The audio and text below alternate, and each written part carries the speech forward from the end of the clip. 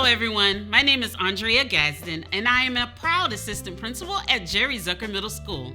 Recently, I had the opportunity to serve on Charleston County School District's Academic Calendar Committee, where we work to create multiple drafts of the academic calendar for the 2025-26 school year. In this video, we will introduce 3 distinct options, each carefully crafted to meet the needs of our students, teachers, and the community, and to present the board with options from which they will select the 2025-26 academic calendar. Months of collaboration and deliberation went into the development of these calendars. Let's take a closer look at each one.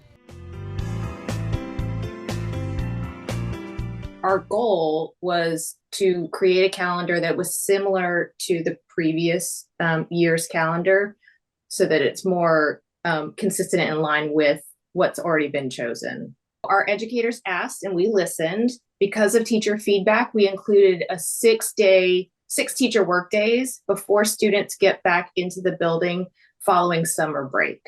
So that would allow time for personal development days and really give the teachers a chance to set up their classrooms for when our scholars return. We took advantage of Election Day. We had an early release day on October 31st, a teacher work day November 3rd, and then we have schools closed for Election Day so that it's a 4-day weekend break for our students. We do end at the end of May, so we don't go into June for summer break. And what we want the board to know is that we really did take time to consider trying to have a really balanced calendar, trying to build in breaks to allow families, sneak in little breaks to allow families to have those long weekends together, so there's not the burnout through the year. The most important thing that we tried to accomplish with our calendar is to allow for additional breaks throughout the year. We still have our traditional 2-week full winter break, full week at spring break, a full week of Thanksgiving, but we have added breaks in October, in February, and in April. Some of those encompass a teacher workday as well as a day off. So they are 4-day weekends for students and 3-day weekends for teachers, with the exception of the one in April. So that will be a 4-day weekend for everyone. We're trying to work in some breaks so that we minimize burnout.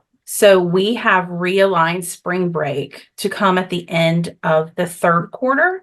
And while that is different, we are hoping that moving forward, we will be able to assign a single week for spring break that will not change based on when Easter falls. And in order to compensate for that, we have given a 4-day weekend at Easter as well, so that parents don't lose that time, teachers still have travel time. I think when you look at Calendar B, you're going to see a lot of things that are very intentional that our committee did. We wanted to make sure that we had each quarter structured where we have, once again, the grading periods, whether they be an early release or a teacher workday or half day for those, the time for the grade. But also when you look at our 3-day weekends like Labor Day, Memorial Day, you'll see that it starts really with an early release to try to once again get those structured extra time off during the school year so that our students, our teachers, our families can really reset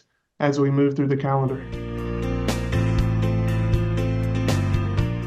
Our intention there was to put some longer breaks in different parts of the year, not just around the major ones we're used to, Thanksgiving, winter, and spring break, but making sure there's also a break between the coming back from winter break and spring break, and then also having a longer break put in between the start of the school year and Thanksgiving and winter break.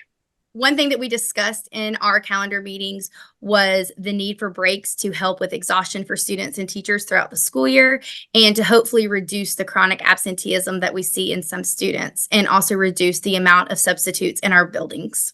The school years in general are very demanding on students, and creating breaks to allow students and teachers and families just to take a breath and allow some time away from the school building during the school year as a reset, and then coming back ready to go once the break is over. Originally, Calendar C actually had a different version that we proposed and was sent out to stakeholders to get feedback.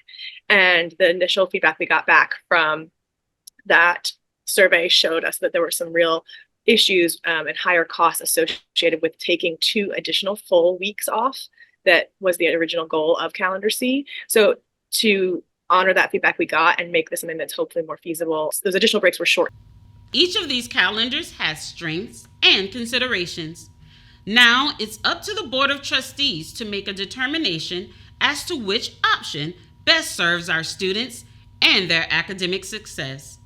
The district will provide an opportunity for community input on the options, and staff will share the feedback with the board. It is important to note, only the board can make the selection. The community input is not intended to be a vote.